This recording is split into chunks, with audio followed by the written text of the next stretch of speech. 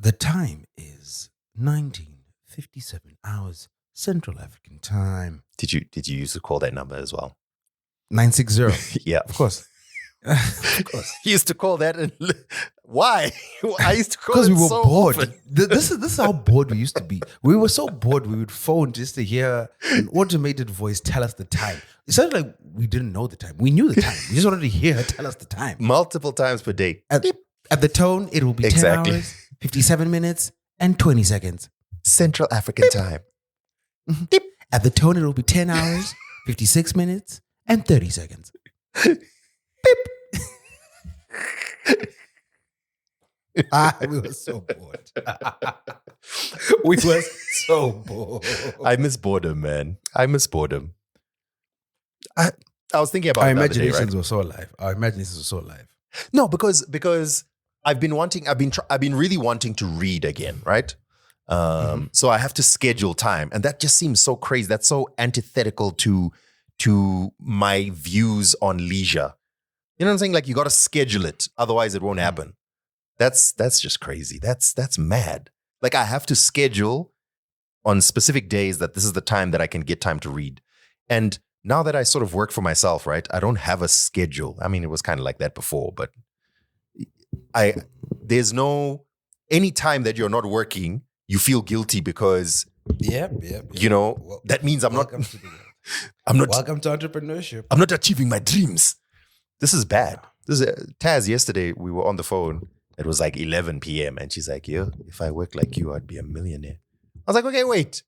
So you think I just work bad and that's why I'm not a millionaire?" Yeah, she basically says you work hard, not smart. That's what she said. Then he's like, "No, I don't mean that. I just mean you're working a lot, yo." I was like, "Yeah, geez, Louise." Anyway, Into my life. I'm still at the office. I'll be leaving here very late, and I got an early flight in the morning. And this has been my life for quite some time. So I literally got a flu last week. My body was tired. It literally just made me sick so I could sleep. but you see, the problem is when you hear stories like this, then you start feeling guilty that I'm not working as much as that. You see, But when I listen, some of the podcasts I listen to, I mean, I've been listening to Acquired recently, and I'll be hearing about all these founders who like work, 30 days nonstop without leaving the office. And you're just like, man, is that what I have to do to be successful? I refuse. Which is why I like to say I'm ambitious, but not overly ambitious. What I really want, Phil, is I just want time and joy and peace. I don't want to change the world. I don't want to move the entire population to Mars. I don't want to prove that we're not in a simulation. I just want happiness and peace. That's all I want.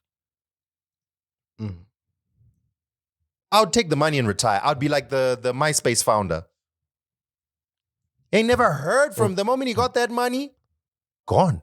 Living his life peacefully, quietly.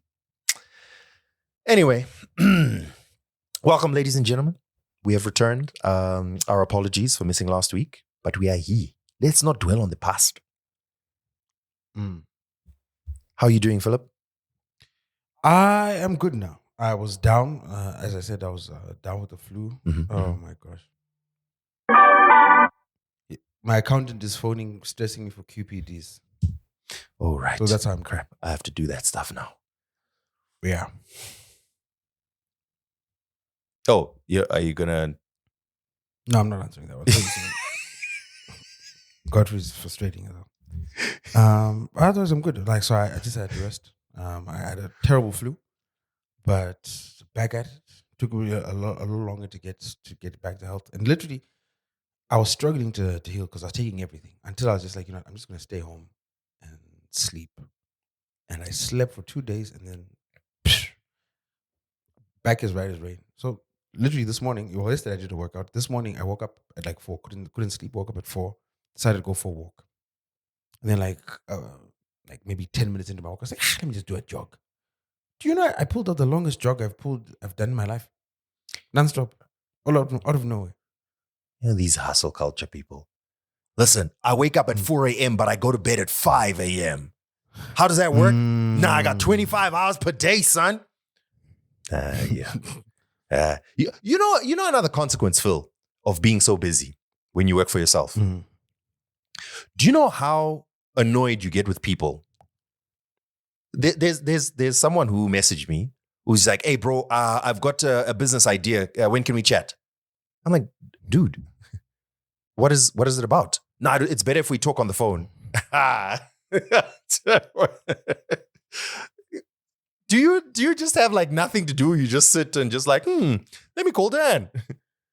Mm. Like, wouldn't this be a far better way to communicate? Hey, I would like to talk to you about this, this, this. My thinking is this, this, this. If you have a couple of minutes, we can chat on the phone about such and such and such. Not just, hey, yo, do you have, when can I call you? I've got a business idea. What? What? That's like not even considering the people who are just like, anyway. How are you, Philip? Are you good to go? Are you? Yes. to go. Yes. Let's go. Good to Let's go. go. Let's go. Get mad now. Get mad. Let me hear a drum play.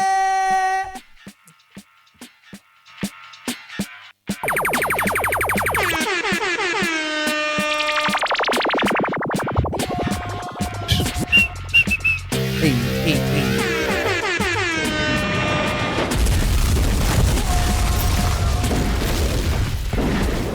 Right. What there? Welcome one more again to another episode of your favorite podcast. This is Two Broke Twimbos. My name is Danny That Guy, aka Danny Aswekumaraini, aka Denimbi, my life entertainment, aka Danos the Mad Titan, aka I'm done with these streets. Allow me to reveal private secrets in a 30-minute long voice note, aka Akuna Mumundi Danmu. There's so many voices I don't know who you're shaking. That's the thing. Allow me to reintroduce myself. My name is Fita. P to the dizzy. Hey, aka Phil Chard, aka Phil Boss, Big Boss Baby, aka Pizza, P-Sex from the Lovo. Of course, DJ Mkared, Filthy Phil, and Shabby Tingle Drink. What's up, guys? Are you good? Are you well? Are you strong? Are you good? Are you well? Are you strong? Are you good? What's good, ladies and gentlemen? Now listen, cool. I know you've missed us for a bit, so we're not going to waste too much time. We're going to get into the meat and potatoes of this discussion. Let's start Where's the off. fiber, though? I don't realize, like, meat and potatoes is a recipe for getting you blocked up. Actually, you know what? Sorry, Dan. I've got to deviate it. Immediately, before we even get to the meat and potatoes. Dan. You know, Nezuru Nagaperero. Nezuru Nagaperero. So, as long-time listeners of the podcast, Dan and I used to have a mate together. Nyasha the baddie man. And Dan has retained her services. So Nyasha comes in temporarily to assist the other mate during the week. And sometimes I make the mistake because I know Nyasha can't cook. But sometimes I forget how little she can cook. Like sometimes I just realize that she's, for lack of a better term, she's dumb. And I hate to say it, but it boggles the mind at how bad she is at some things. I'll spare you guys the details of some of the other horrifying stories of Nyasha's cooking. But Nyasha's cooking is terrible. Like, it's atrocious. It's really got to a point where I'm like, I don't understand how you're this bad at cooking. How have you survived? How have men come to our gate fighting for you when you are this bad at cooking? So, Dan, yesterday, I got some steaks. This just feels a bit unfair on Nyasha, but anyway. No, she's bad. Oh, let me ask you. Does Taz let Nyasha cook in your house? Nyasha doesn't. We don't hire her as a cook or a chef. For good reason. I've never asked her to cook for us. Yeah. No, I don't ask her to do. This is the thing, Dan. I don't ask her to cook. I just ask her to do basic things. Sometimes it's just like, yo, do you mind chopping this? You know what I mean? Mm-hmm. Can you pop this in the, like, I've already meal prepped it or I've already like marinated it. Do you mind just popping this in the oven for 60 minutes? You know what I mean? Stuff like that. Nothing too hectic, nothing too crazy. So here's an example. Yesterday, I'm like, yo, I want to make some steaks. So I tell her, yo, can you do me a solid? Can you take the rumps out of the freezer? Please just make sure they're defrosted by the time I get home from work.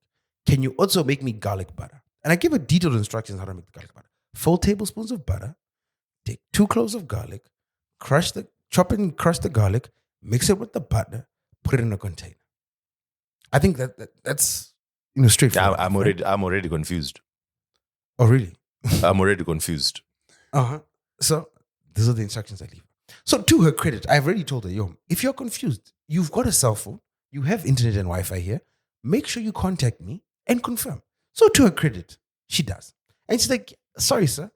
How did you want me to cut the meat? I'm like, Nyasha, no. I said nothing about cutting meat. I simply said, please, 4 tablespoons of butter, 2 cloves of garlic, crushed garlic, mix garlic with the butter. Clear instructions, I thought. But I made one fatal error, which shall be revealed later on in the story. If you're following along at home, I'm sure you figured out what the fatal error was. I'm like, I bet. I've given instructions. She's like, no, sir, got you. My bad. Message received loud and clear. I'm getting to it. So she gets to it. I get home late. So once again, working late nights, I'm getting home at like 9, 10 p.m. Get home at like 10 p.m. last night.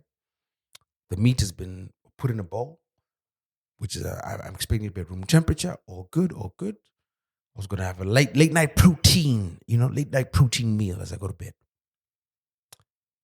I lift the cover off the bowl. Take a guess what I see there. Cooked. No. Another guess.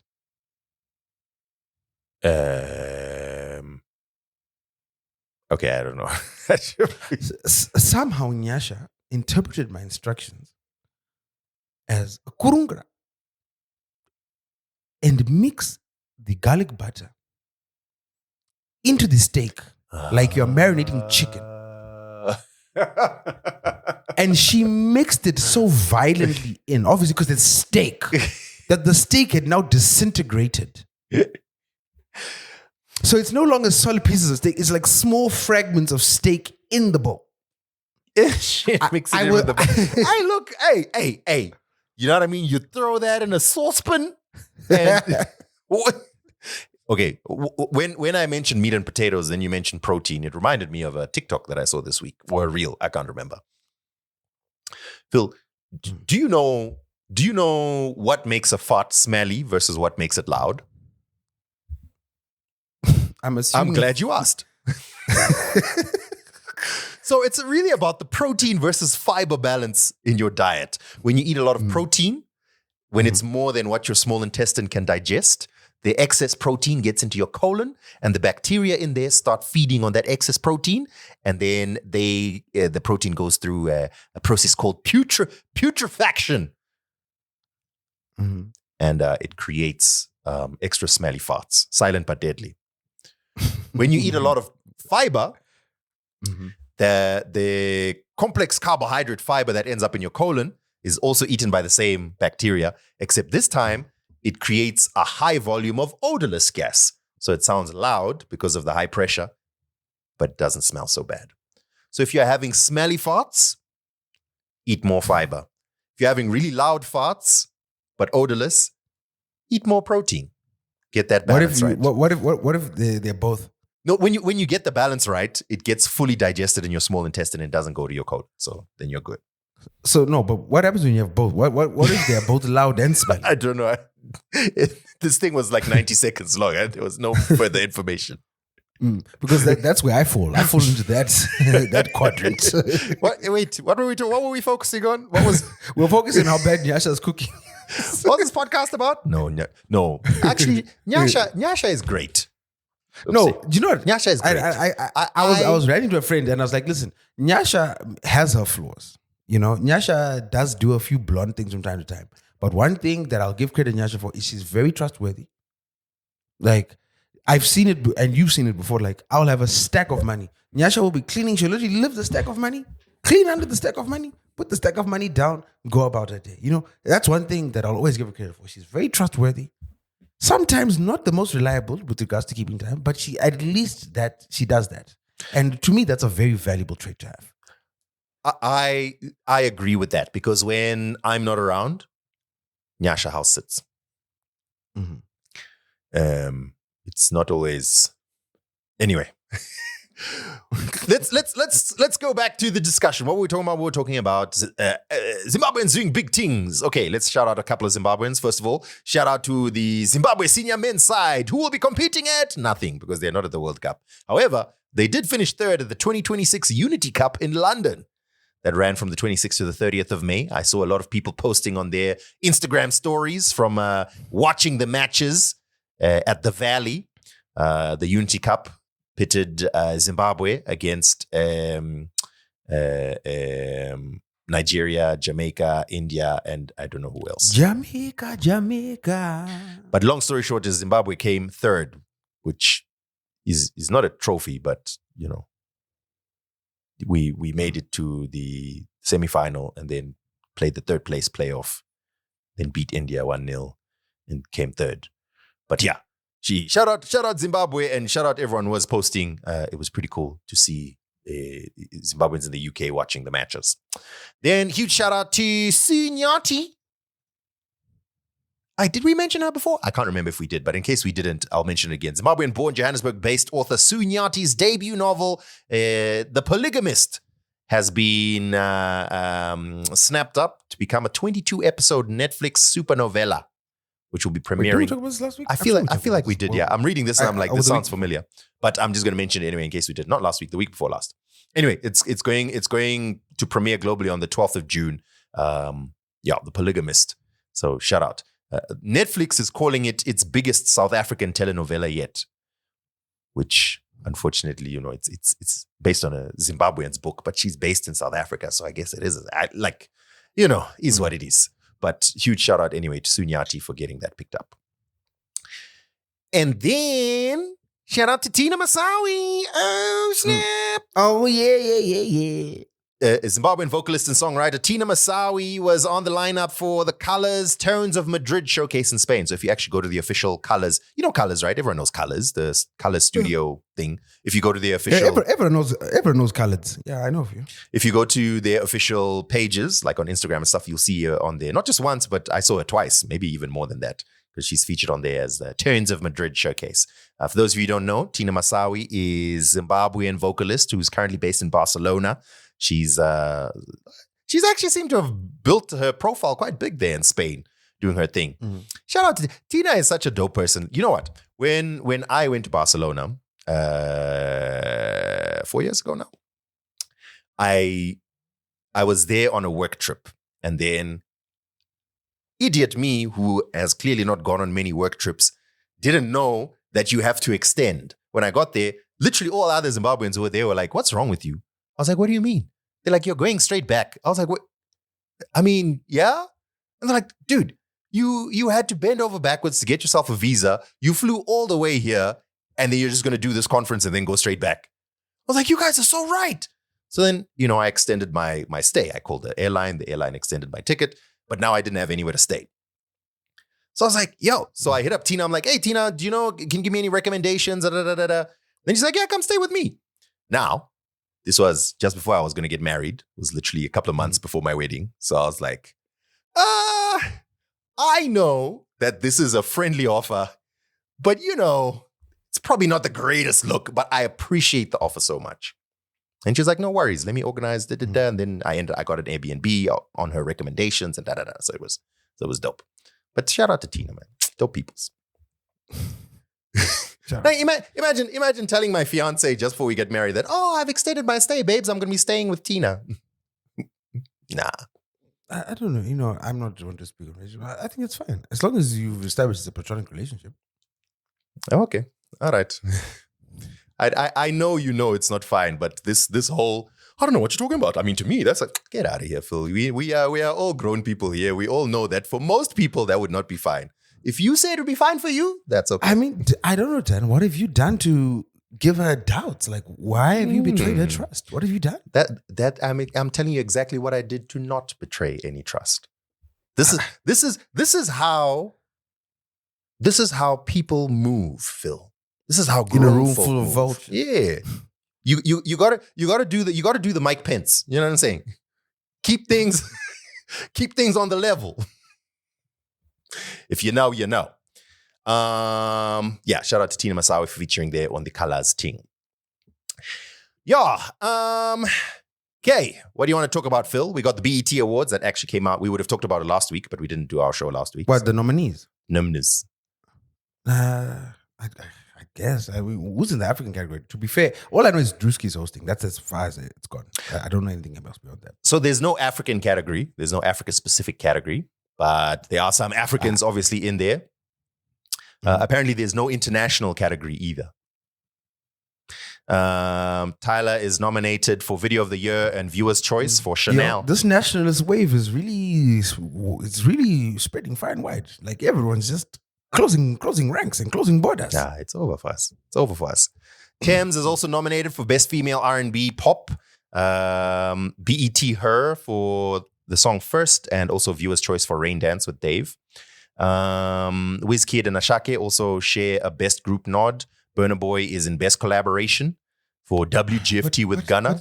But also, they're not a group. They just did a collab. What's that? Who's that? Wizkid and Asake. Oh, I don't know. I don't know. They are the best group. Maybe they were a group for one song. No, they did an EP. They dropped for the EP one a few album. weeks back. Yeah, one EP. Yeah, but What's great. What's the difference between an EP and an album? An extended play is under 26 minutes normally, and an LP is normally beyond 42 minutes. Yeah, but no one says I'm dropping an LP. People say I'm dropping an EP. Yeah, but because LP also has the other term, which is album or project. EP helps you lets people to signify that this is a smaller, shorter listen, not a long play. Okay. However, by the Grammy rules, as long as your album is longer than 26 minutes, your project is longer than 26 minutes, it is considered an LP. But obviously, LPs were determined by how much space you could fit on the vinyl on a 45. It's actually mad that we still use so much terminology and rules that is based on media that is not really mainstream anymore. We still count album sales.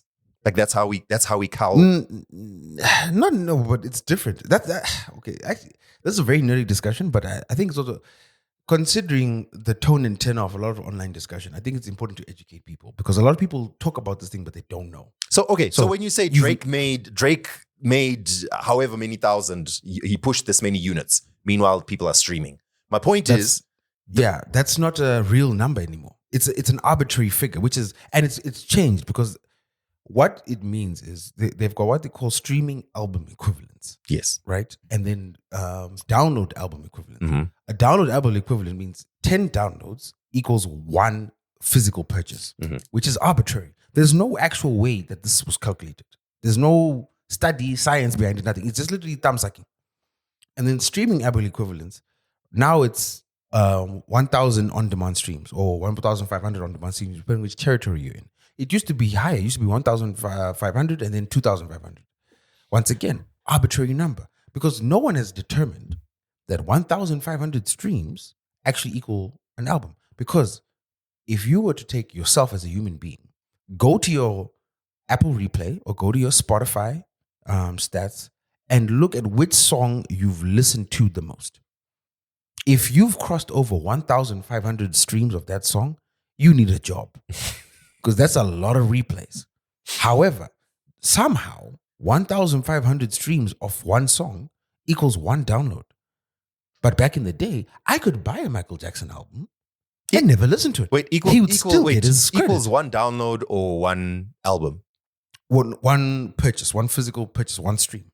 Right? Okay. 1,500 equals. So when they say Drake sold 50,000 units, what they mean is 50,000 units takes into what they call real sales, which is actual purchases, physical purchases. Mm-hmm.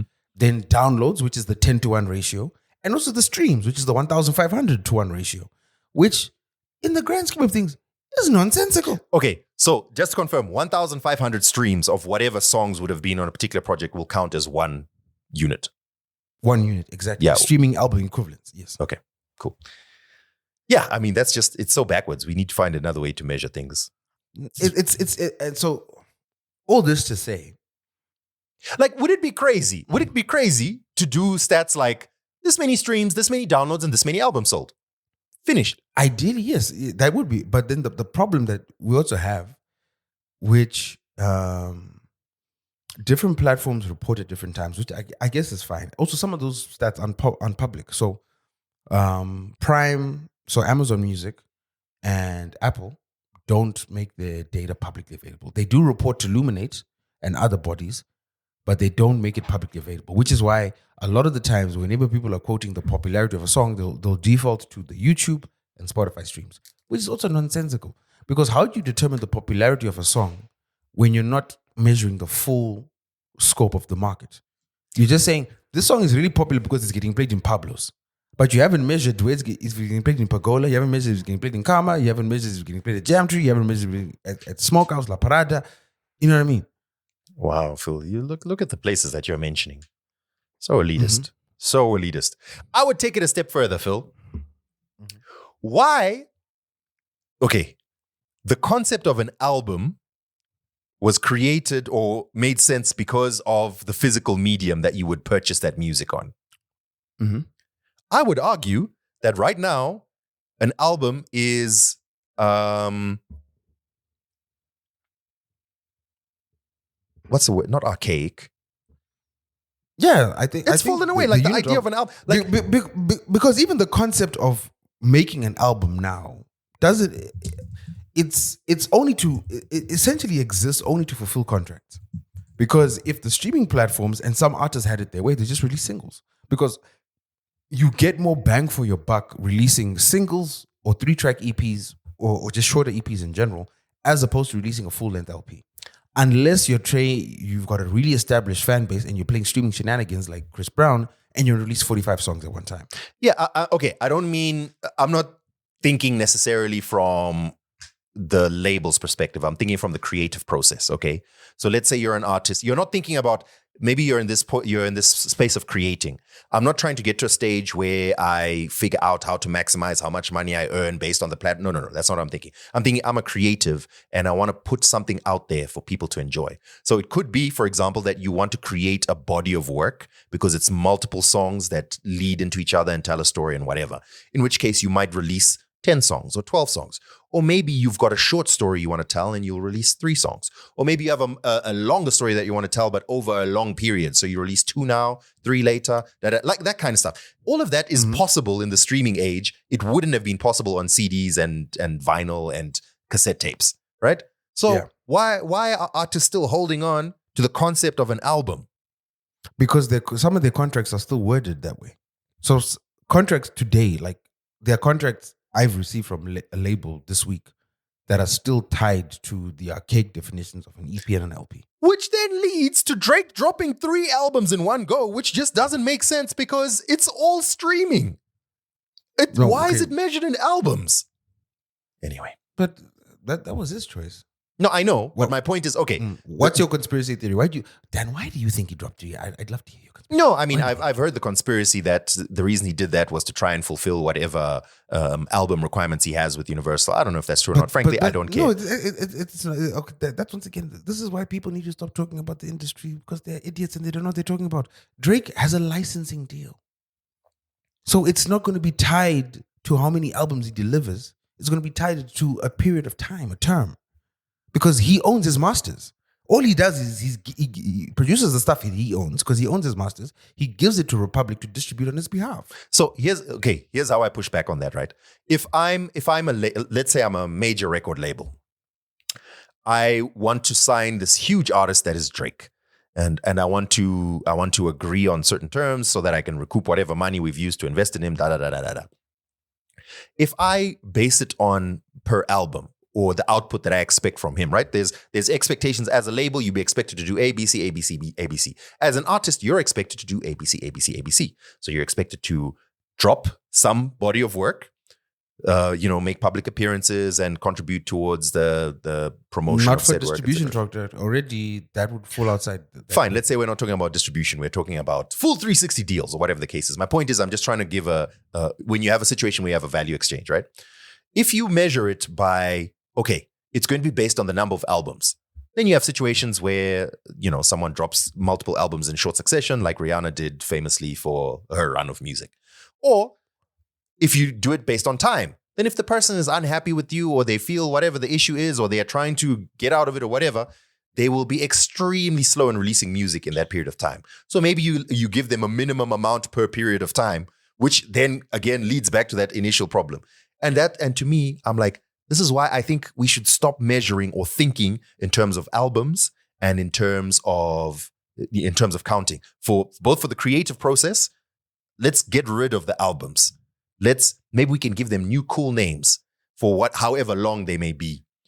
Let's stick with the P. In fact, no, that doesn't work anymore. EP, LP doesn't work anymore.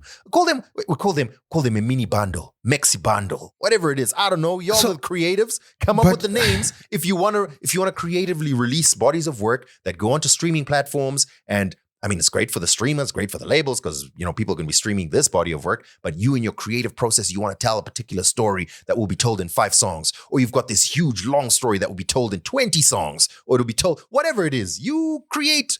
Stop being stuck to the idea of an album. That's my point.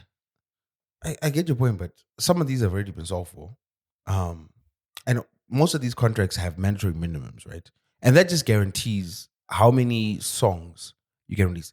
And to a certain degree, if depending on the level of investment. So we're removing Drake and removing licensing and distribution, right?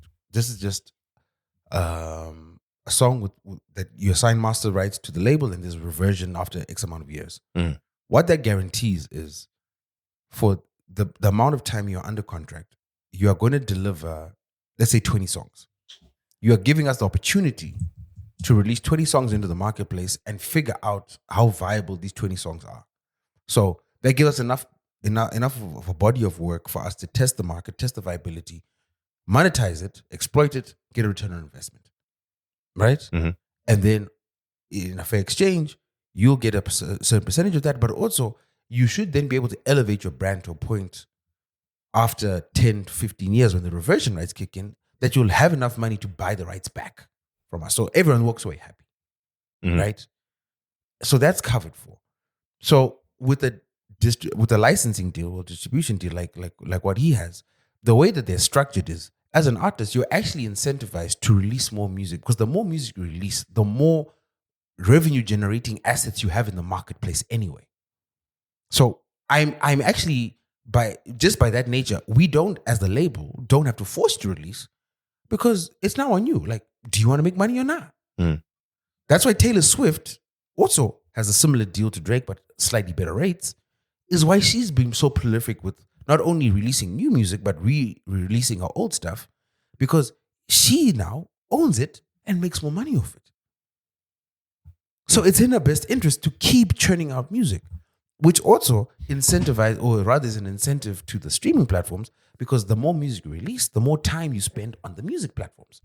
So Spotify wants you to spend more time on it, as opposed to back in the day, your spin-alongs, your Virgin Musics, your Musica, RIP, all these other platforms, or these brick and mortar stores, they weren't necessarily wanted Michael Jackson to constantly release music every year. It was nice, but it wouldn't really help with retaining customers or foot traffic. What they'd want is a wide variety of music.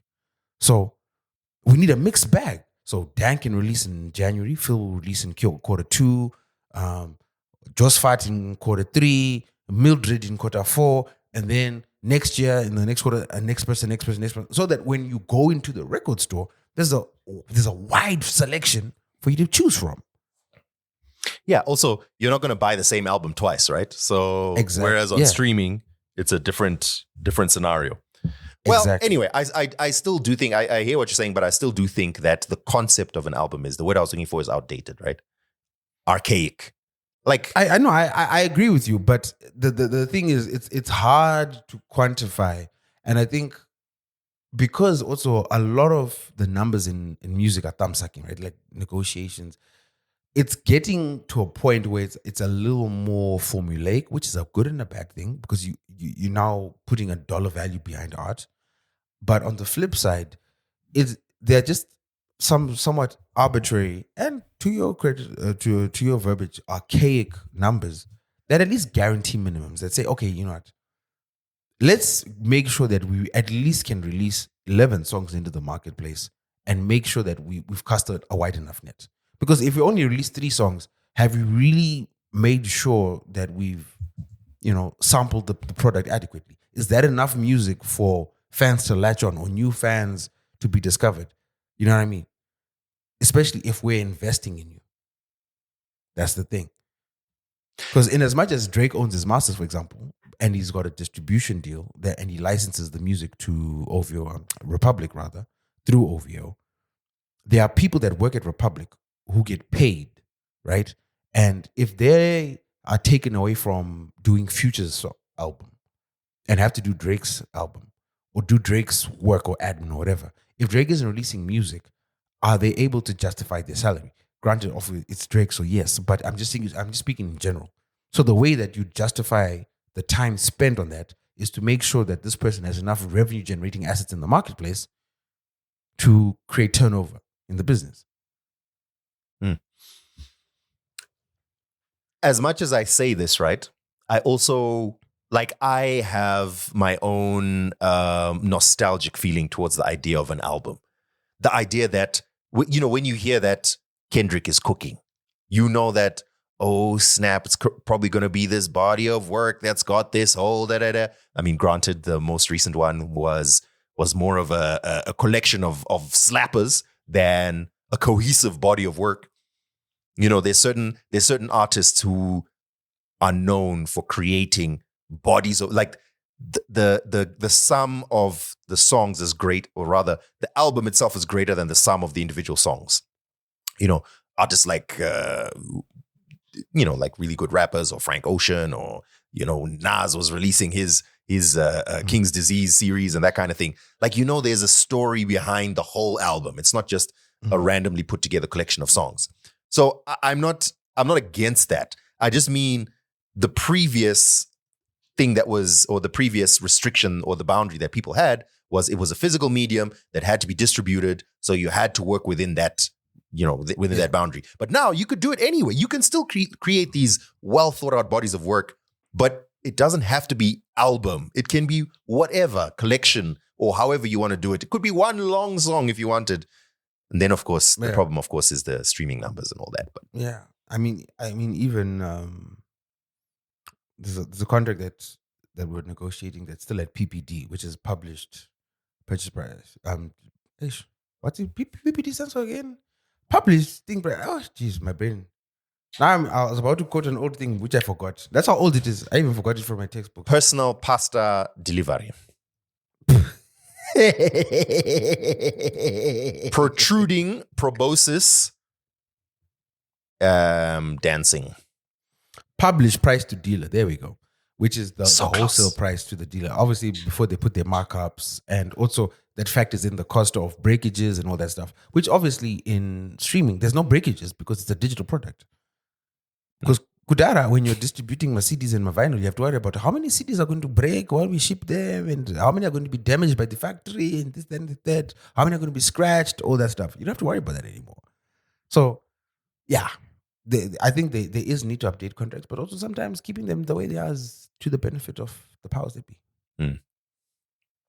While we're still in the realm of music, your fave, Phil. Winks on. Wait, hold on. My fave. Okay, who could this be? Okay. Give me a clue. Which country? Zimbabwean. Zimbabwean fave. Maloti.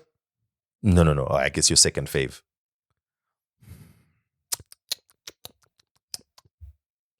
My TT. No, Philip, no. Oh. Winks on Dingson, aka Winky D. People don't know that that's what it stands for. Winks on Dixon.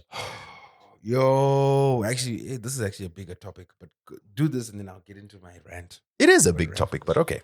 So Winky D just dropped. We're gonna get roasted for this, but anyway, let's break it down. Winky D just dropped some new music, including a brand new AI video. But I don't know, what is this? Is this an album, an EP, whatever? Yeah. This is an EP. This is An EP, right? He just dropped an EP which has got a bunch of songs on it. Some of them are actually pretty dope, but I still get the feeling that it's not, Winky D is not hitting as hard as he used to. But no, I was really about to say, like, where's Oskid? And then I looked at the credits and I was like, Oskid also mixed them up. I was like, hey, geez Louise, what's going on here? so anyway, point is, he just dropped this new EP. It's called Big Party, and I believe it's got 2 videos. Yeah, He's just dropped 2 videos for it. So the first video is a fully AI Using that generated. term loosely already. Yeah. Chivanu is a fully AI generated video. The technology has obviously gotten a lot better since the last one that he did, since Fake Love a year ago. So the NAMA award winning, by the way. the NAMA award winning Fake Love, which by the way is sitting on 1.8 million views. You're doing it again. Dan, you're doing the very thing I said we should stop doing. No, I mean it's worth noticing how popular a video is, Dude. It's not. It's not an accurate measure of popularity. It's a measure of how many. Like, it could literally be what? How do you know? Could, and I don't know that. It's not a destination. It's not something to ignore. It's just something to note. It's not an end point of a discussion. But anyway, just like it's worth mentioning that 6 days ago, Winky D dropped Chivanu, and it's over 1 million right now, 1.1. But anyway, it's a fully AI generated video. The continuity and clearly the output from the AI tools is much better in this one than it was previously. Still by the same director, Juicer Dementa. Oh, that's another wild thing. Who would have thought that must be Dementa would become prompt in chief? Yenika? I mean, okay. Let me just state for the record. I don't like, and we spoke ad nauseum last year when we spoke about Winky D's. No, it wasn't even last year. It was when we were talking about the NAMA Awards, right? I don't like artists making AI generated videos. Every time someone mentions that, most people's response who are in disagreement is, no, but technology is moving forward. Artists must embrace technology. I agree with all of that. 100%. Artists must use AI. Yeah, use it if you want. If you so choose, use AI in the development of your craft. But AI generated is something different. If you're completely making a music video from, like, the entire music video is AI generated, I hate that. I don't like it. It doesn't. Yeah. I don't like what I'm seeing. I always revert back to my question. What purpose does this serve? Like, what problem are you solving? Like, Winky, you can, like, unless there's an accident that he underwent that I am unaware of, that is prohibiting him from going to set or from us seeing his face. Well, no. I mean, he did another video, which is him. Well, it's animated with intercut with him. Proving my point. I'm like, what is the purpose of this? Like, it doesn't look good. It's not engaging. It sounds terrible because it also sounds like some of the tracks on that project sound like they have some AI tools in them. Mm-hmm. No, obvious. Considering he's so open to making music videos with AI, I have no doubt that he had used AI in the production. I don't think his art is better for it, man. Like, this is, and I'll just get into it now. This is one of the most drastic fall-offs I've seen in quite some time. Like, musically, the music isn't banging the way it used to. The videos certainly aren't banging the way they used to. Well, like, let's be real, Phil. Winky's been very hit or miss in his career with videos. He's always had fire music, amazing live performances, but videos. And I think that also points to a failure to move with the times. Do you know who else was hit or miss with videos? Pretty much every other Zim artist. Until a certain point, the industry picked up its collective bootstraps because we had so many accomplished and talented video directors coming up in the system, but also coming back to Zim, like K-Man and ETC and T-Mac and Kudzi and all those other guys, and they were all feeding into the ecosystem, and they were like, "Yo, let's literally lift up the creative power of the industry," and everyone's benefited from it. Like, look at all the videos that have dropped in the past 2 weeks. Look at the stuff Holy Ten's dropped. Even the stuff where he's on the run and he's just got a BMW to shoot with. He still managed to make a decent enough video. The stuff he just dropped with Tammy, amazing video. Right? I actually really like that song. Honestly, the last couple of years, Phil, the videos in Zim have been fire. And this is my point. Look at the stuff. Even Junior Spragga's last 2 videos, incredible. Not like cinematic masterpieces, but they are watchable, they are decent, they are good. There's a narrative you can get with it. You know what I mean? Good color grading, good stuff. So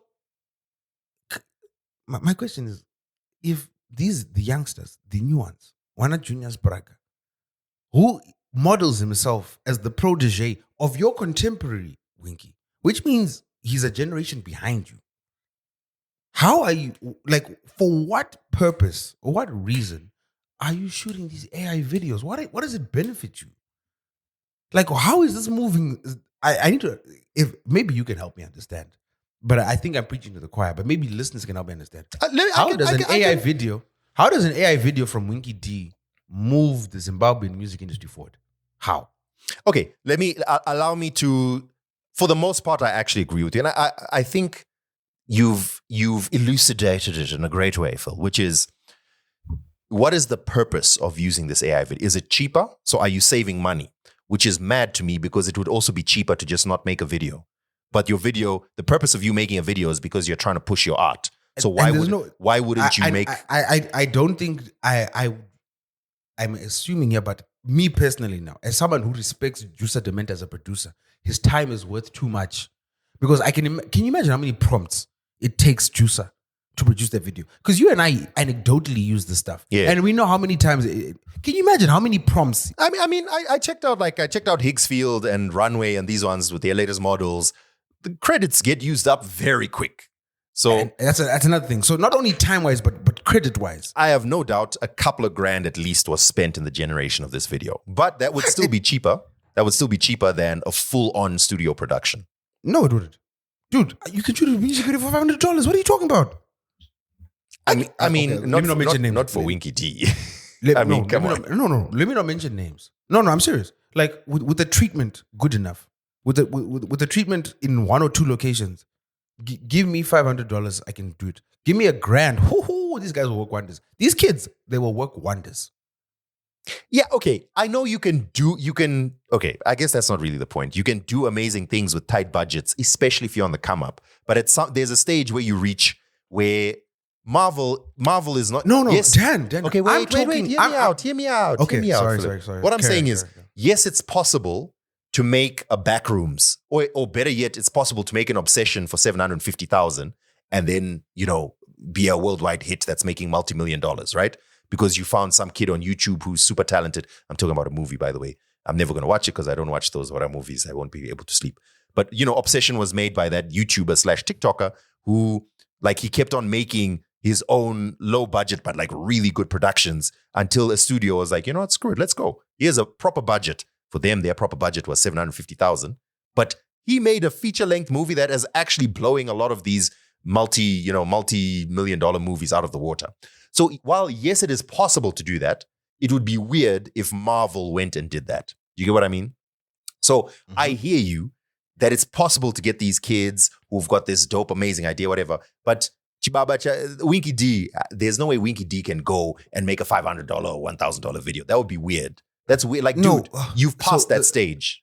And this is what I was trying to communicate to you is, there are videos now on YouTube that cost less than $1,000 that you don't realize cost less than $1,000 by A-list acts. And that's what I'm saying. Like the quality of equipment, the quality of the shooting, the quality of the grading has become so good. You don't understand. This was shot on a shoestring budget, but it doesn't look like it was shot on a shoestring budget. That's my point. Okay. While I know it's possible, my point is, obviously, the lower your budget, the less room you're giving your thing to succeed. If you were to take that exact same equipment, personnel, color grading, all of that, and actually give it a little bit more money to boost the quality for whatever, maybe you're going to spend a bit more time in production, maybe you're going to add some, studio effects going, whatever the case is, to make it better than it is, you should. Because if you're Winky D and you put out a good video, you're guaranteed just from YouTube payout itself, you can pay for that video. Let alone the value of the video now pushing your music, et cetera, et cetera. I think we were kind of talking past that. We are in agreement. Yeah. Anyway, my point coming back. What I wanted to say was, it's clear that Winky D doesn't care about videos, which is fine. Okay. But wait. Let me be devil's advocate. I was just starting off by saying I actually agree with what you're saying. That to me, it seems like, what is is there something you're solving for? And when I said what I mentioned is perhaps price, maybe your idea is price. In my opinion, and even your point might make it even stronger, I don't think you are saving that much. It's still going to cost money to get Juice Demento to make this AI video. But let's say it's marginally cheaper. Let's just say, right? Devil's advocate. Let's say all the previous videos I've done, just because it's my name, everyone I've ever gotten in touch with has quoted me minimum 10 grand. But when I was working with Juice Demento, he told me 3 grand, I'll give you a video. So I saved 7 grand and I've got a video and I've got 1 million views. Let's just say, right? Mm-hmm. I'm just pushing devil's advocate here. Okay. In my opinion, the purpose of a video it serves multiple purposes, and it's actually so weird that YouTube grew in this way that music videos now go for free on YouTube. It's such a wild sort of fork in history that we ended up in this place, but it is what it is. So, wait, as opposed to what? Sorry. Before YouTube, right? There's nowhere else that you can just post up a video. Like you just can't post a video anywhere. I'm getting distracted. My point is, it's just so funny that this video sharing site that is YouTube, which initially didn't allow, all the labels, all the major networks didn't allow their stuff to go. At first, they didn't care. Then when it was growing, they didn't allow their stuff to go on there. Then eventually, they sort of allowed it as a place to promo some of their main things. And now it's the main thing. That's what I mean. It's just such a funny progression of how YouTube grew. But I digress. My point is, in my opinion, what you want your music video to do is to grow your brand as an artist, right?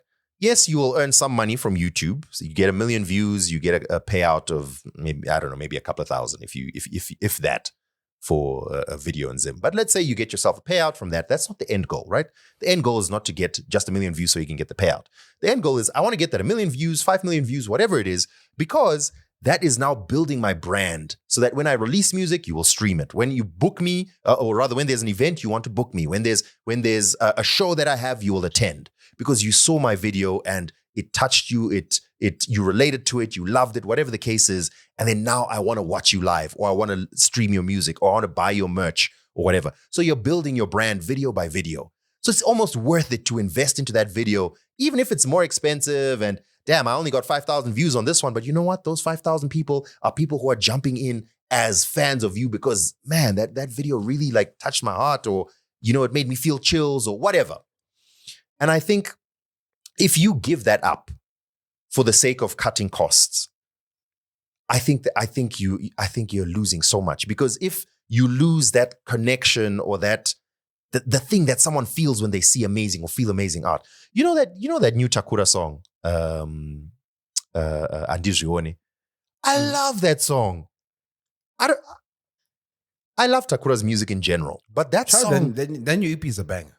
That song in specific, when I heard it, you just feel kameka, ooh, yes. That's how I felt anyway. Are you okay there? Yeah, because you be thinking of in the song he's singing about, when you don't feel so beautiful in the moment and you think that maybe I'm not looking great right now. I don't see that, baby. You look beautiful to me as ever. That's basically what he's singing about. And that hit me at the moment because I know my wife feels a little bit insecure of the fact that she's pregnant now. And I'm like, I don't see, like, you look beautiful to me. And, I'm hearing this song. It just hits me in the feels. You know what I mean? And I watched the video as well. And I was like, okay, the video is really just some baddies. But still, I guess, the music is still dope though. I like it. It like, like I listened to the song and watched the video and I just enjoyed. I was like, I related to it, and it made me feel something as I'm listening to it.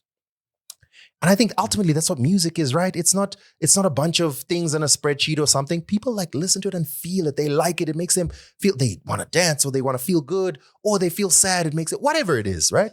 And Winky D has so many people that love him because they just relate to him. He's done so much music that speaks to people's real lives. And then the hope is that the video, when it comes out, you see it and it also grabs you and it talks to you. And it's marketing the brand and it's making me grow a closer affinity to Winky D. But now it's an AI video. It just it breaks that illusion for me. It just looks... For me, it just cheapens the brand. Yeah. And it's... I genuinely don't know what they think they're doing. But I've also seen, speaking of numbers and fandom and Winky, just to tie it all together, there was I don't know if you saw there was a tweet by Dandaro Posts. That was, once again, nonsensical metric, but a metric nonetheless, where they were like, Holy 10 has 10 songs in the Zimbabwe top 20 or something. And Winky D only has 2. That was the post. It was literally just an objective fact, right? You can question the data set because the data set is shaky because it's Apple Music. It's a small number, but that's the data set. So like, yeah, listen, Holy 10 has more songs in whatever top it was than Winky D. And in the comments, it's just Winky D fans ripping a new one on the, like, once again, these are facts. It's not like your opinion. It's not like, hey, I think these 10 songs are better than Winky's songs. It's literally, these are facts. And they were just going at it. And I was like, this is a cult. Like, y'all are in a cult. This is literally a death cult. And I guess that's what all fandom is to a certain degree. Like, fandom is just a cult in various forms. But it was wild to see, bruh. Okay, I have a theory on that, right? So Zimbabwe has 2 top artists, right? Winky D and Ja Praiser. They have sort of created these, diametrically opposed ideologies almost. Even though they may not outrightly say this, there are certain associations with both of them that we know politically, socially. For example, one showcases high life, luxury, living up there, whereas the other seems to try to show, down the gutter. No, that may not be true necessarily. I'm giving not in the music they make, but okay. Yeah, I would say like in their general public presence. I wouldn't say. I wouldn't say that. I think Ja has done a good job of embodying what someone of his stature should embody. I would say Ja Praiser has had an incredible strategy in terms of business for his music. I would say better than Winky D. But in terms of I don't even think that's debatable. But I would say in terms of their the way people associate, the general association that you would have with a person, or how you would look at someone, right? Okay, let's say that one is not even that distinct. I would say to finish me, your point. I'll come back to it. So because I also saw I went to Ja Praiser's one man show. I don't think we talked about. Did we talk about podcast? I don't think we did. At Jonge Corner, and Ja Praiser gave us 3 hours. 3 hours, dude. 3 hours. Truth of the matter is, nothing but both Ja Praiser and Winky D, in my mind, are elite live performers, top level live performers. I agree with you totally.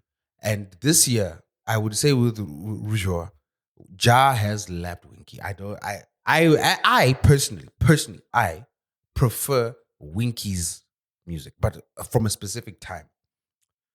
But I can't deny the popularity and the move. Like, Ja is running circles around everyone, and not just one artist, but dude.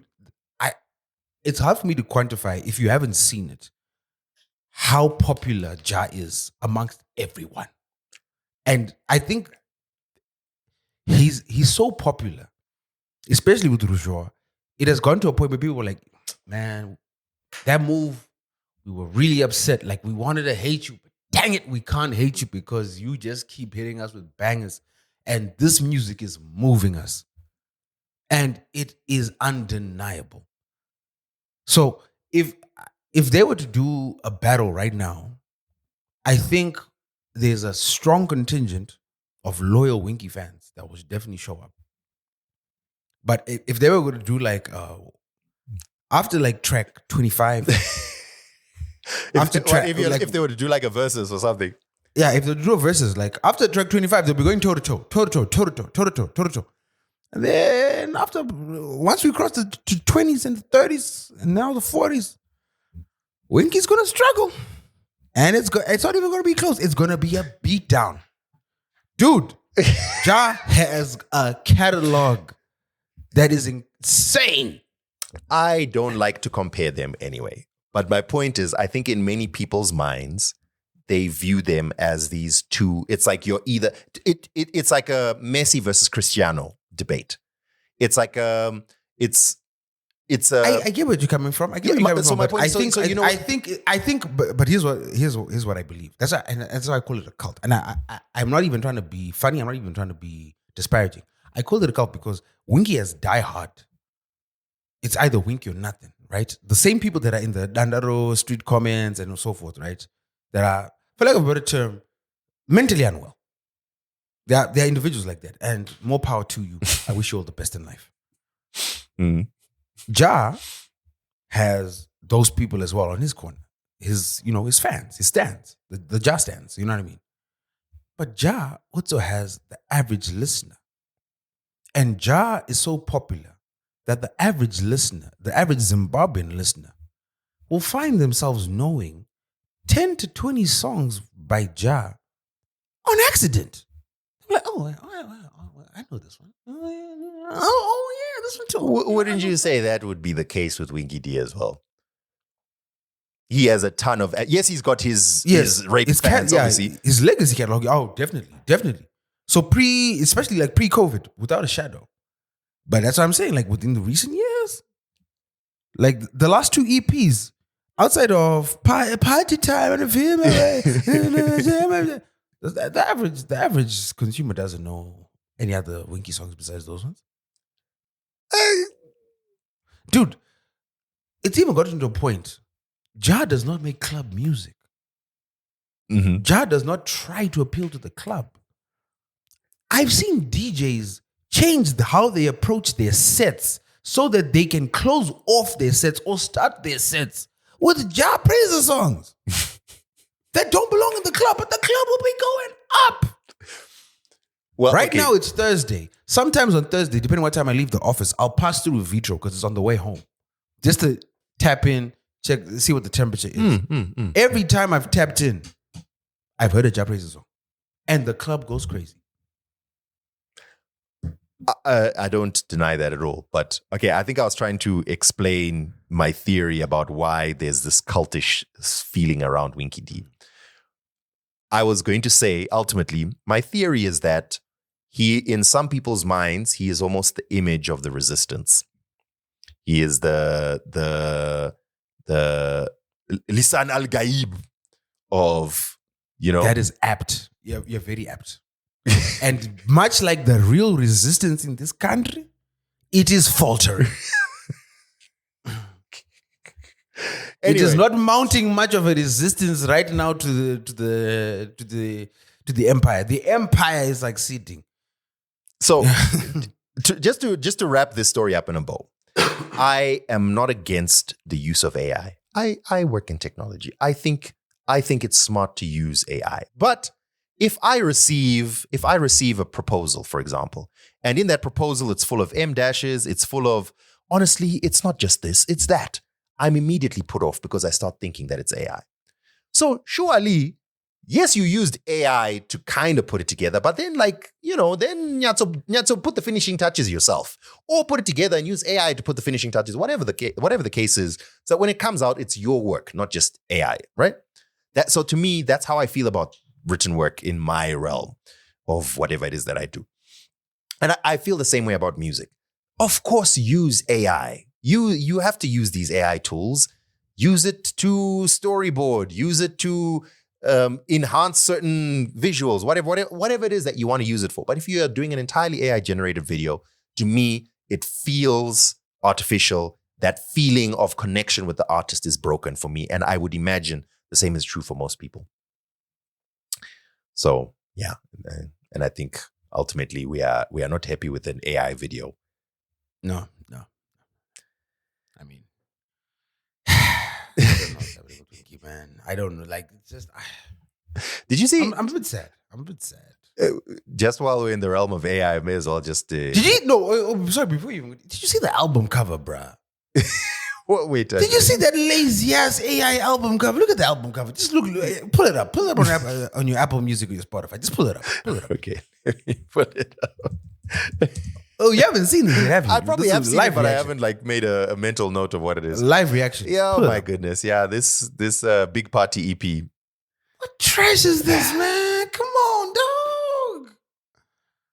Dude, how is it that club flyers club flyers for an event that is one night only have more creative direction than this.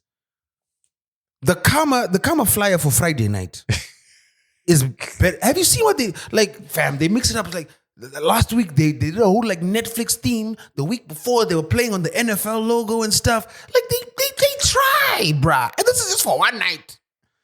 This is an album that's supposed to last what, at least 3 to 6 months, maybe even longer. And it's one prompt. This is one shot prompt, bro. By the way, there's no way there were revisions on this. This is a one shot prompt. Make album cover. It looks like the Colosseum burning, Phil. You know, historical references here. Dude, you know what actually pissed me off? Dude, our podcast episode artwork has more thought than this, bro. I spend more time doing the prompts for our podcast episodes than this album art, and it shows in the evidence. Listen, Banda. Pull up any of our episodes and pull up this album art. Banda. We love Winky D. And this is why we are upset. The last time we had a rant, Winky wanted to phone me. We just disagree with some of the decisions that have been made here. Please. And look, I know no artist likes to take criticism. And sometimes we don't understand things that are happening behind the scenes. And sometimes we don't see the vision that you guys may have had. Whatever that vision was, I'm telling you, it hasn't landed. I think I'm willing to forgive fake love as an experiment. You know what? Winky D is always on the cutting edge. Remember, he did that song with, what's his name? Dude who did our photos? Oh my goodness. Verseless. No. Remember who did our blue, yellow photos? Oh, you mean Encore? Yes, yeah. He did the video with Encore. Look, Winky D has always been willing to experiment. And you know what? I love him for that. I did not like what Fake Love was, but cool, you experimented. Now you've done a second one. Now it's, like, come on, let's not go down this route. Let's try and stick to the authentic, real. Let's use AI behind the scenes. You know what I'm saying? Let's embrace technology while not spitting in the face of people who want to have an authentic, real feeling with that artist. I'm actually looking at it now, like, because I've loaded up his thing on Winky's album. All his album art is unfortunate. Anyway, let's move on. I was going to say, while we're talking about AI, did you see Sam Altman's comments this week? Where they've been talking. Oh, speaking of, the reckoning is coming quick for AI. But yeah, what did he say this time? So he was doing interviews, and in one of the interviews, he said that companies seem to be worried about the cost of AI, and for the first time ever, I think revenue had dropped. If that's correct, let me try and see the exact wording that was there. I don't know if it was revenue or spend or something. There was some wording that he used. That someone check on Ed Zitron, because Lord knows he sold his pants many times this week, just in glee. Like this week, Ed Zitron seems like a soothsayer. Like he seems like wow, he predicted all of this. How did he know, Dan? How did he know? Who is Ed Zitron? Oh, Ed Zitron is probably one of the biggest and most knowledgeable complainers about AI. I think I shared. Remember, there was a time there was a massive round of layoffs at Oracle, and one of the people in the Patreon group was really worried about job security. And I was like, and I sent them like a really long read from a newsletter. Where's your edit? It was Ed Zitron breaking down and saying, "Yo, AI is not coming to take your job. These guys are lying to you. AI is not taking your job. They're just laying people off, and they're using AI as the scapegoat." The background to this was, and Phil is referencing a discussion that we were having in the Patreon group. Several companies have reported worry about how much they're spending. So the idea is, okay, we can save money on humans by firing them and having AI do the work. Then it turns out the AI is actually even more expensive than the human who was doing the work, is what seems to be happening. So there were several stories that came out over the past couple of weeks. One notable story was Uber, which apparently used its entire AI budget in the first 4 months. And then now, like the remaining 8 months of the year, it's like, we fired people and we've used up the whole budget. And now what are we going to do? Yeah. So apparently they capped spend. And once you cap spend, it means you have to cap productivity and et cetera, et cetera. So, yeah. And then, it's coming closer. A lot of people, when they speak about the bubble, the AI bubble, right? I think they are thinking of the wrong thing. I don't believe we're going to get to a stage where we no longer have ChatGPT or we no longer have, these tools. The training, which is the difficult part, has already been done. I listened to the most fascinating, it was a quiet podcast where they were discussing NVIDIA and just the steps that were taken to sort of get to the stage where, it was almost an accident that these things worked. Because what happened was, they were like, okay, theoretically, if we try and, we're working with this whole predictive model, after the transformer model was introduced, and then it's like, but it's not really that good. And it kind of sucks. But what if we just pump up we just throw in a ton of compute and a ton of data and oh snap, it's working. Oh gosh, it's working. And then it grew from there, right? So it's like the for us to be where we are now, the training has already happened. Inference is still a lot of compute, but it's manageable. And also, they're trying to make these models not also have more parameters, but also have bigger context, huge context, which also increases the inference cost and the tokenization cost. And the cost of tokens has somewhat gone down because remember last year, a bit longer, roughly the analogous was 1 token to 1 word. It's now 3/4 of a token to a word. So it's starting to get a slightly cheaper, but it's still getting more expensive because they're increasing the context window size and they're increasing the amount of parameters within these models. Continue that. Yeah. So I guess the point that I'm trying to make is there's not going to be a stage where it's like, ChatGPT doesn't exist anymore. ChatGPT itself may, because if the businesses run badly and whatever, but the models will exist. This is now a technology that now exists. It is what it is. Going forward, we're going to have them. But when we talk about the bubble, we're talking about, listen, we were just discussing this in the Patreon group. SpaceX, or now SpaceX AI, is the current valuation of that company is at least 10 times what it should be based on revenue. At least. Not only that, the other concerning thing, and they've changed the rules for the S&P 500 for this, is the reason why. Well, okay, let me not run fair. Some people assume, or rather, some people have inferred, or some people guess, or some people accuse Elon of bundling XAI with SpaceX because that's what he did earlier this year. And the reason why they assume he's doing this is so that SpaceX, which is the profitable business and has a lot of investment, has a lot of upside, is being bundled with a loss leader, which is XAI. And basically, SpaceX, which is now going public, bundled with XAI on the S&P 500 because they've changed the rules. Because normally you couldn't go list on the S&P 500 if you were a profitable entity. But now because SpaceX has been bundled with this loss leader, it's not a profitable entity right now. So it's going to be bundled with this product and put on the S&P 500. What that means now is they are what we call index funds. And a lot of people and a lot of organizations, a lot of hedge funds, a lot of pension funds and etc. just invest in index funds because index funds match or at least exceed interest rates, which means if you have money sitting in an index fund, you can passively invest and spread your money across all these profitable companies. And 10 years down the line, your retirement funds are sorted because it's earned revenue.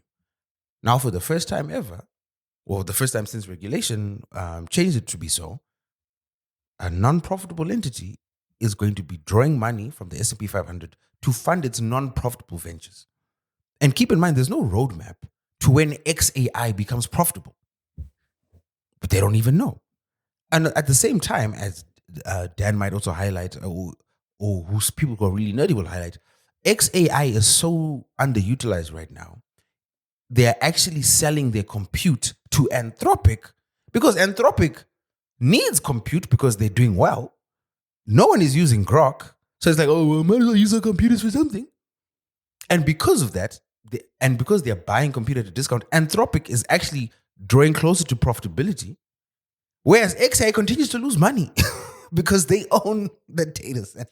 Even just listen to what you just said. Drawing closer to profitability. What? So anyway, so when we're talking about the bubble, we're talking about the finance. What I predict will happen. Okay, it's not my personal prediction. It's just the many of the experts who watch this thing have said, which I agree with, is that at some point the market is going to be like, okay, we thought AI was the solution to all of our problems. Clearly, it's not. The valuation of a lot of these companies is going to go down. Investment is going to go down, and not all of them are going to survive. I predict that there's going to be some mergers. I predict Anthropic will swallow OpenAI, or OpenAI will swallow Anthropic, or Perplexity will be swallowed by whatever the case is. There'll be swallowings happening here and there. Swallowed. They'll just be swallowed up. I think AI service companies definitely. And I think that's the other wild thing. So companies, and when I say AI service companies, I mean companies that rely on these companies with compute as a service. So your napkin AIs, your Perplexity to a certain degree, but they also started building their own compute. But they mostly, if you go to like Perplexity relies on other parties, and then it's an intermediary service. I think they're going to get swallowed up. Any other service that you use that uses like an OpenAI / ChatGPT / Claude / DeepSeek model for their services is not profitable anyway. They're going to get swallowed up because those are the ones who are the biggest hogs outside of enterprise of tokens and inference. And as Dan will highlight, or as we will highlight further in this conversation, this month, for the first time ever, especially for corporate clients, what all these AI companies did is they switched from subscription models to token-based models, which means instead of now just paying a flat rate for an all-you-can-eat buffet, you are now drawing closer to actually paying for the real cost to produce the results you are using through tokenization. And companies are starting to realize, wait a minute, this thing that we thought was cheap is not that cheap no more. To be And because honest, it's going to be expensive.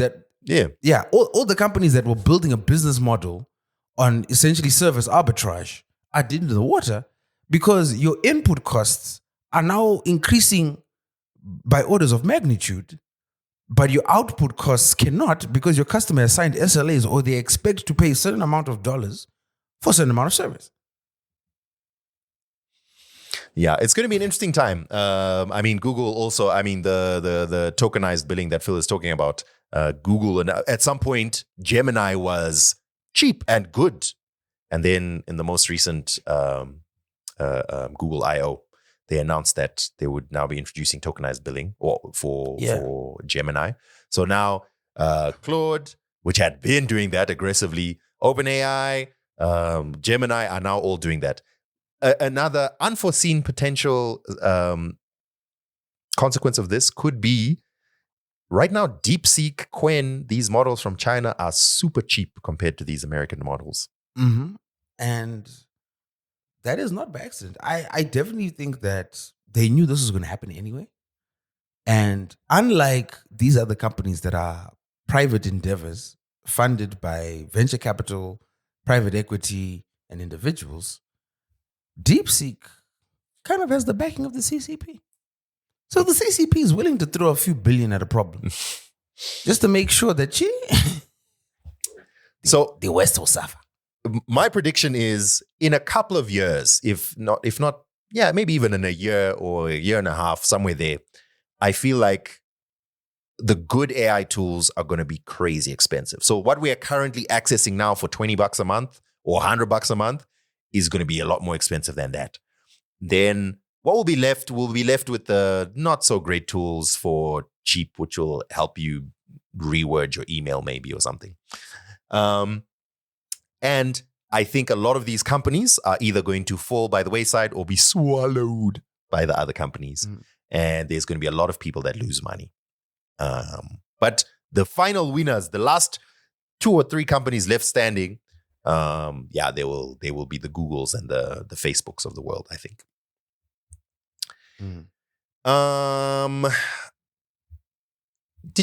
Have you been following Miss Universe, Phil? You mean the pageant that you and I have spoken precipitously on this podcast? What people come to this podcast for? Beauty pageant watch? Of course, Dan. It is literally our main mandate. Well, the Miss Universe Zimbabwe 2026 grand finale is this weekend. In fact, Are you going, Dad? I have not received an invite, and I refuse Oh, actually, to buy tickets. I know the organizer. I know the organizer. As you know, she owns the Pyramid, where we had a festival last year. I can contact her immediately and get you an invite if you'd like. And you can also see Fireboy DML. You know he's performing? I don't want to ask for an invite. I want to be offered one. No. What I'm doing is just letting them know that Iowa guys, your media list is incomplete. Let me just, make sure that it's comprehensive. Yeah, and I mean, I know some people in there as well, but it's okay, and it's fine. It's okay. It's okay. It's okay. Phil has already dropped the revelation that Fireboy DML is performing. Zozibini Tunzi, Miss Universe 2019, as in Miss Universe of the Universe.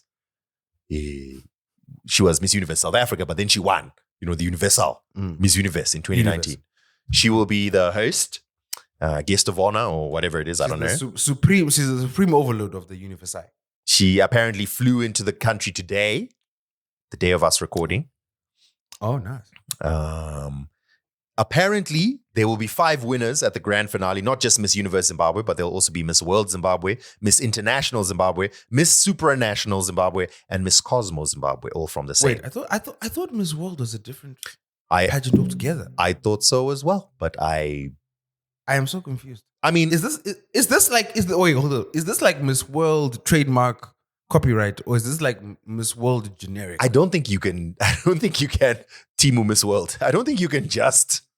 I'm so confused now. I mean, surely it's. I thought don't these know were how it like works. two Is it different like organizations. I thought these guys were like WWE and WCW, and I thought they don't. You know what I mean? Okay, but let's say in Zimbabwe you could say, listen, we don't have. This is the only organization that has the chops to run this. I mean, I don't see why they would refuse. No, it can't be, because okay. I know Mrs.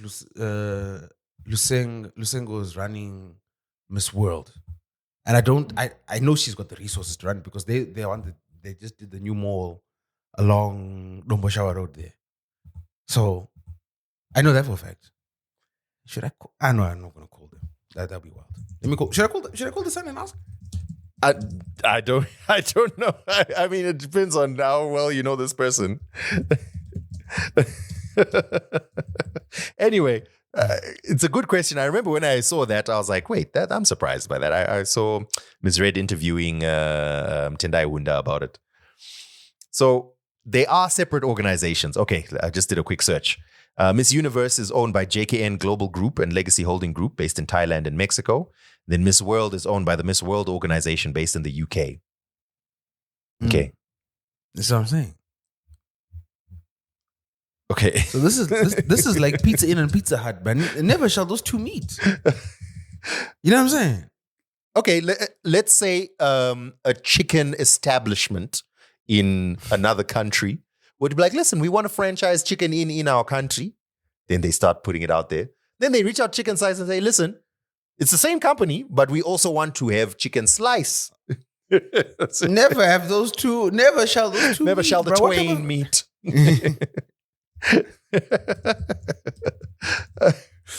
Oh yeah, maybe they combined here in Zim. I don't know. Maybe it's. I was about to say maybe we should find out, and I realized, I actually really don't care that much about it. It is interesting to know if someone knows the answer. Let me see if I can.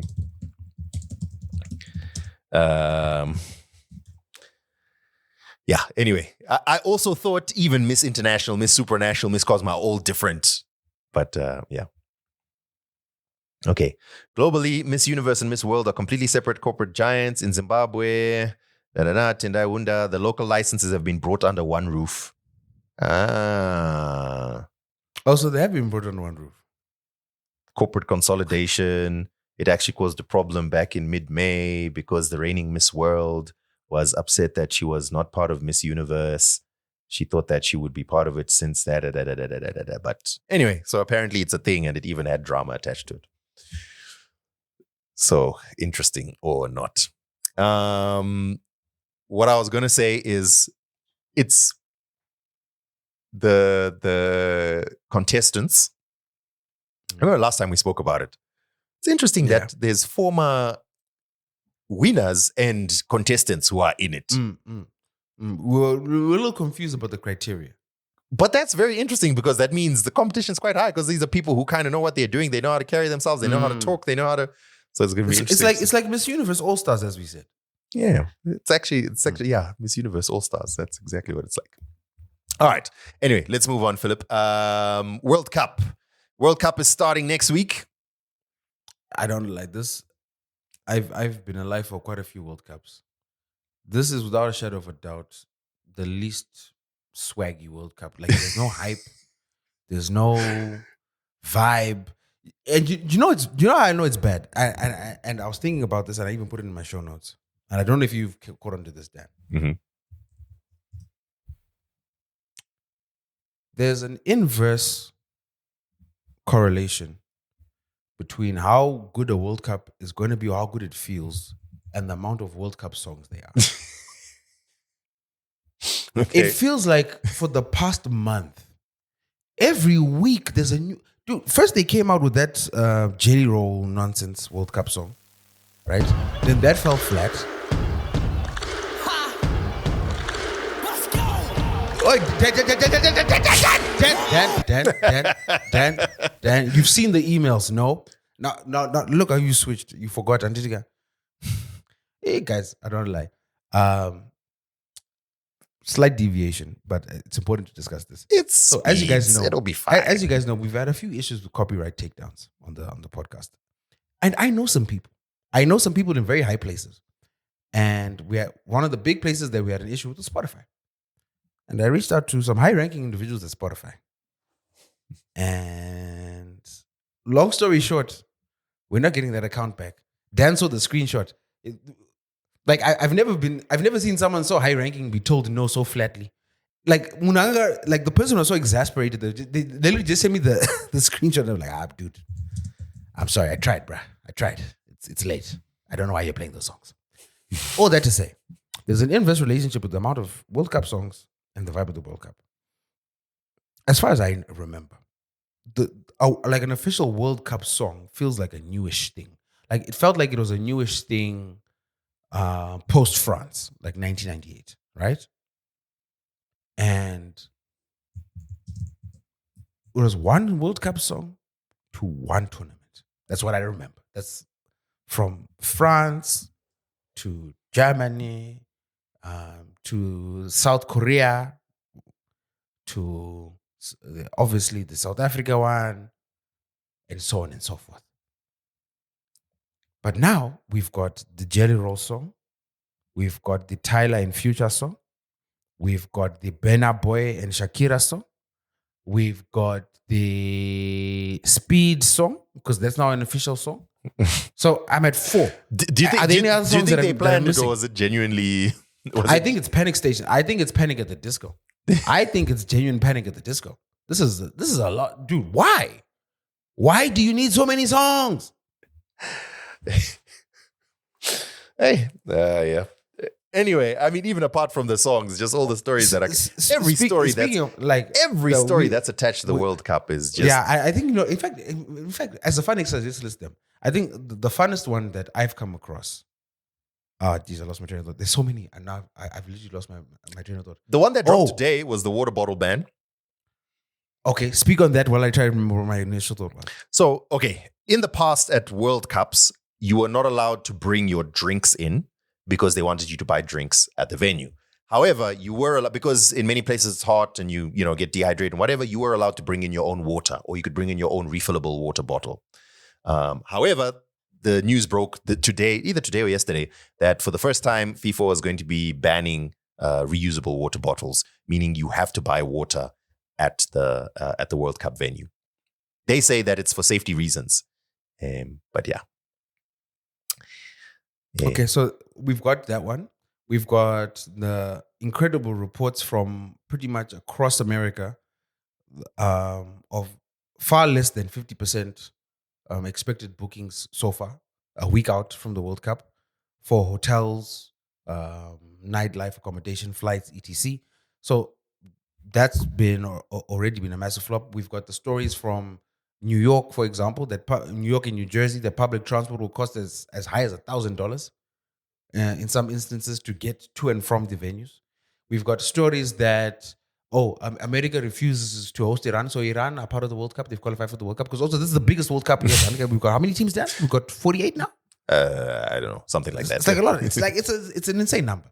So, and keep in mind the World Cup is taking place in America, Mexico, and Canada. Correct, Dan? If I understand correctly. Yes, correct. Because you're the football expert. Yes, that is correct. And originally Iran was supposed to be hosted in America. That's where the camp was. Mhm. And then America, because they're at war with Iran, was like, no. So now Iran have to be hosted in Mexico, but all their games in the group stage are in America, which is ridiculous.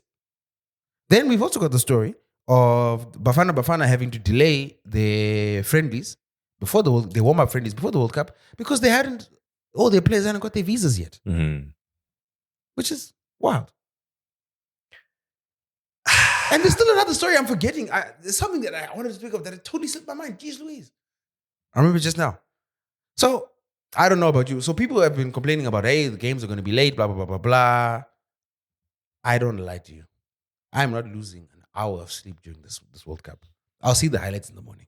I feel like because I agree with you right now, I don't feel any hype towards it, but I do feel like once it gets started, I'll be into it. Once you watch. But are you staying up to 3 a.m.? No. I'll watch I believe there's some 8 p.m. matches, there's some 3 a.m. matches, and there's some, I think it's afternoon matches. I don't know. I won't. I've never watched every match at a World Cup anyway, or most of them. Definitely. You pick a few. I'm just thinking like if there's this is the thing. I'm so as the to quote my old verbiage, worried. I'm so worried for these items. I haven't even looked at the schedule. I don't care. Yo. Well, I can tell you the first match, Phil. Okay, the clue is Shabalala okay, Bafana versus Mexico. It's the same match. It's the same as the opening match at the South Africa World Cup. And also, it's okay. It can't really be a revenge match because that ended in a draw, right? That was a draw. It was 1-1. I don't remember. I just remember that goal. I remember that iconic goal. Yeah, and I mean, by then, I was. Didn't that Mexican from Man U score the equalizer? I don't know, Philip. Chicharito. I don't remember. That was 2010. A lot of people remember this kind of stuff. I don't remember that. I remember a few moments. That's all. Okay, dude, time is flying. Okay, Philip, we gotta start considering wrapping things up over here. Something I wanted to quickly mention is something that's given me great joy this week is Hunter Biden on Twitter. That dude is so funny. He's like a natural. It's so funny. But you don't know if it's him though. I assume it has to be him because he's just being so, and it's not like he's being the exact opposite of proper PR treatment, whatever. He is full on. No, but I would say if I was his publicist, I would say lenient because he's doing is taking away angles, which is a great way to do it. Like because he's got a very obvious weak spot, which is you're a drug addict. You're a self-admitted drug addict. My man said if I was to run for president, it would be want to take another crack at a Biden? Huh? No, the best one is was when someone was like, you left coke at the White House. And it was like, no, I didn't. I would never leave good drugs, and B, I don't waste time sniffing coke. I smoke crack. Dude, he's so funny, man. He is so funny. I've really enjoyed watching him this week. The other thing I was gonna say is, when I wanted to watch season 5 of The Boys, I was like, okay, I stopped watching. All the best to you. No, I was like, okay, I can't remember where I stopped somewhere around season 4 somewhere, but then I watched an episode in season 4 and I was like, I'm so confused. Then what I did is I watched a couple of recaps of the first couple of seasons. And I was just like, screw it, I'm just gonna watch from season 4 from the beginning. And I saw that I had stopped watching maybe like around episode 3 or something. So now I'm about to start season 5. And you guys have made me sad because at the end of season 4, yo, this show is about to we're reaching climactic levels. We were reaching. Keep in mind, there were parallel tracks, right? Because The Boys was about to reach a crescendo, season 4, and at the same time we had the time with Gen V, the end of season 2, and then Homelander appears in Gen V, and we're like, oh, it's about to kick off, and then the new season of Gen V goes sharp left, and then now it falls off a cliff completely. Yeah, I won't ruin it. Like, I think there's something, and I think we can start the discussion. And listeners, please remind us to dig into this. We need to figure out, why is it in recent years good shows can't seem to stick the landing, and it's not in a failure to stick the landing the way like people hated the Seinfeld finale, right? For reasons. I personally love the Seinfeld finale because it made sense to me. In the same way, some people hated the Breaking Bad finale. I loved it. Some people hated the Sopranos finale. I loved it. But I think everyone can agree those shows had really good final seasons. So even if you disagreed with the route that was taken, it was still well written, well rounded, all of that. Yeah. And the contention is either in the last episode or the last block of the last episode. But up until that point, people were like, bobo. Yeah. So even hardcore fans, they might have hated the ending, but they'll still love The Sopranos. They'll still go back and watch it. In recent years, a series of good shows have all fallen off a cliff. We've got from obviously Game of hasn't Thrones. finished yet. Oh, okay. Game of Thrones. We've got Euphoria, The Boys. What is the show that was on Netflix with Stranger Things? No, yeah, Stranger Things. The other one, the one that the president. Jeez Louise, I'm forgetting his name. With the president. House of Cards. There we go. House Yeah, of Cards. okay, but like that was derailed by the fact that the leading man. No. Yes, it was derailed by that, but then also even before that, it started tapering off, and then the last season was complete garbage. But it started tapering off before the accusations. Also, it's weird because The Boys has source material. Like, why? But they've deviated so much from the source material, they can't go back. Like, they've deviated so much. So, like, a lot of the stuff you haven't watched it yet. So, like, don't spoil. I don't know if you've read the comics. No, I haven't. Okay, so I can't discuss it at all. So let me not ruin it for you. Did you read the Boys comics before the show? Yeah, no. I read them after I started watching. After Okay. season 1, I started watching. Oh, okay. I started reading them. Are they good? Invincible's way better. Invincible's a way better comic. And also, there's a big time difference in the Boys comics, which is very evident. You can tell like the difference in writing. All these shows, and this is just a small snippet, but I think there might be more, have had really bad final seasons. And I'm trying to understand why. Also, a lot of these shows are producing less content than all the TV shows. Right? The Sopranos.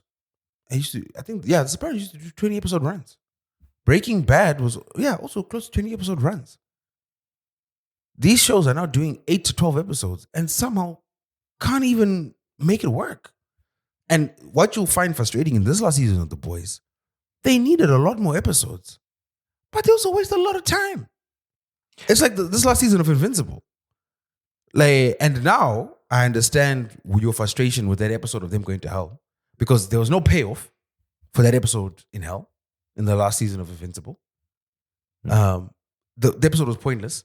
And also, the writer came out and said, I didn't have enough time to develop the story. We're like, oh, wow. If only you had an extra episode to develop the main story arc.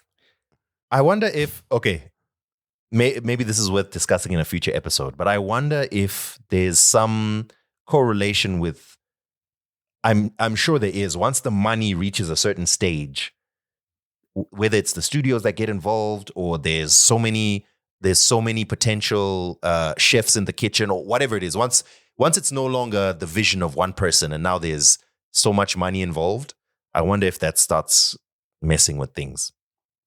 No. So, and here's the wild thing, right? Especially with the boys in the last season. And I can say this without spoiling it for you. You will notice, as popular as that show is, and as highly anticipated as this final season is, for reasons that only Amazon and the producers can explain, they do not have the budget. There's so many times they do that funny, that weird thing in shows where a fight's about to break out or a scene that requires CGI is about to happen. And then they'll avoid the CGI. They'll either cut away or they'll avoid the need for the CGI. It's wild. Yeah, well, look, Amazon needs all that money for their own AI ambitions. So it's tough times right now. Tough times at Amazon. Okay, Phil, let's wrap things up. I look forward to seeing whether I agree with you guys on the final season of The Boys. And I also look forward to some of the movies that will be coming out. Very excited. And I saw a trailer for... Actually, earlier when I was saying like when money gets involved, there was some statement that was made by Tom Holland about how he stopped what the director was doing because he was like, "Yo, do you think this scene is working?" And then he asked Zendaya, and then Zendaya was like, "Nah, this ain't working." Then they approached the director, and they were like, "Bro," and then the director was like, "Nah, you're right. Everyone, let's go home. We'll start again tomorrow." And then it just like everyone got mad about that because they were like, "Hey, how arrogant is he?" Then other people it just led to a whole discussion. And so here's the funny part, and the way it was framed, especially in the story, was Tom Holland is also part of the Odyssey, Christopher Nolan. Yeah, and that's another thing we need to get into with, and the racism around that, and what Lupita Nyong'o's dealing with, and so forth. Keep in mind, the Odyssey is based on fiction. It's not like it's not like Helen of Troy existed. You know what I mean? It's not like we can go to a museum and see a But statue. Troy existed, so if someone ostensibly was of Troy, we would know what kind of person they would be. Yes. Okay. And as he's working on this film, Tom Holland realized that some directors who are accomplished actually shoot a movie with a full plan in place before they go on set. And he was like, "Wait, what? I've been in countless Marvel movies, and we've been free. Like we figured out as we go. Like we're just vamping." Then my man's Tom went back to the director of Spider-Man. I was like, "Hey, quick suggestion." So I'm working with this guy, Chris Nolan. You might have heard of him. And he does this thing where he has a script and a storyboard, and he plans his shoots. Could we try that out? And then everyone on the Spider-Man set was like, "What? Planning? Huh?" And essentially, that boils down to the outrage Dan is speaking of from fans. We're like, how dare he? Because how dare he ask for his director to plan the movie? It's like, bro, I'm in this movie, man. They're gonna use my face to market it. Like, can it be good, please? Can it be coherent? Can it make sense? All right. Listen, ladies and gentlemen, thank you very much for tuning in to another episode. We back. Please continue to support us, like, follow, subscribe, all of that. Philip, we need to we owe people money for FPL, and people really need to. I don't know. That actually gave me the sense of. I don't know if you saw my tweet yesterday. Yes, I saw about PayPal. That was actually one of the things that was weighing on my mind, and I'm like, "Shah." So the thing is, so some people paid on EcoCash. 2 people. So we need to collect the money that's been coming in from Patreon subscribers so that we can get. All right, let me figure out coffers. Send me the thing. Let me reconcile. Let me figure out which coffers I can raise. All right, ladies and gentlemen, we'll catch you in the next one. We out.